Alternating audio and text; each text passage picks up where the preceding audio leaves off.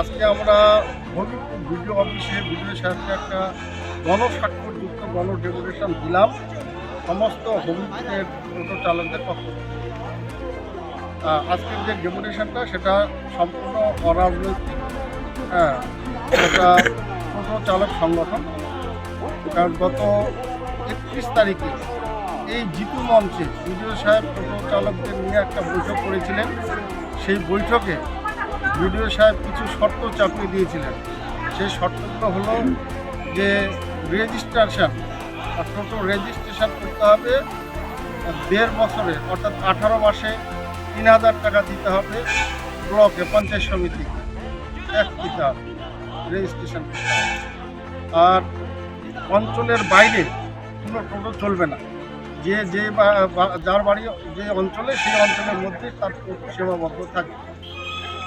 এই যে কানুনগুলো এটা হচ্ছে টোটো চালকদের পক্ষে মারাত্মক ক্ষতিকারক। কোনো টোটো চলবে না এরকম যদি নির্দেশিকা জারি হয়। তো যার কারণে টোটো চালকরা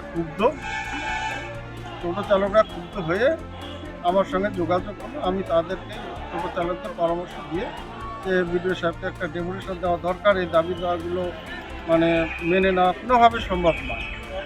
তারপর শুধু তা নয়, টোটো যে কোম্পানি, সরকার নির্ধারিত কোম্পানির কাছে টোটো কিনতে হবে এবং সেই টোটোতে নাম্বার প্লেট হবে। 25,000 টাকা, টোটোর দামের বাইরেও আবার 25,000 টাকা ট্যাক্স দিতে হবে, সেই ডিলার।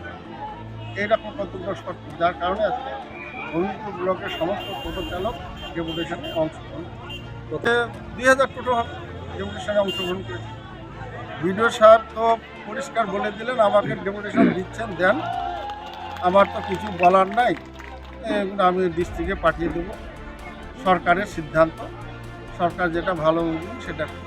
চালকদের দাবি যদি পূরণ না হয় তাহলে আগামী দিনে এই বিডিও সাহেবকে আমরা ঘেরাও করব।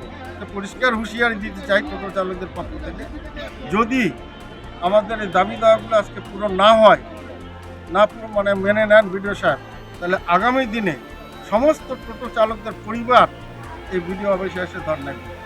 তাহলে আমরা কোথায় যাব? এই মুহূর্তে আমরা এই সমস্ত দাবি নিয়ে আমাদের যাতে সহজ সরলভাবে নাম্বার প্লেট করা হয় এবং রেজিস্ট্রেশন করা হয়, এটাই আমাদের মূল দাবি। যদি আমাদের এই দাবিগুলো যদি না মানে সরকার, আরটিও, বিডিও, প্রশাসন যদি আমাদের দিকে যদি নজর না দেন, তাহলে আমরা বৃহত্তর আন্দোলনে যাব।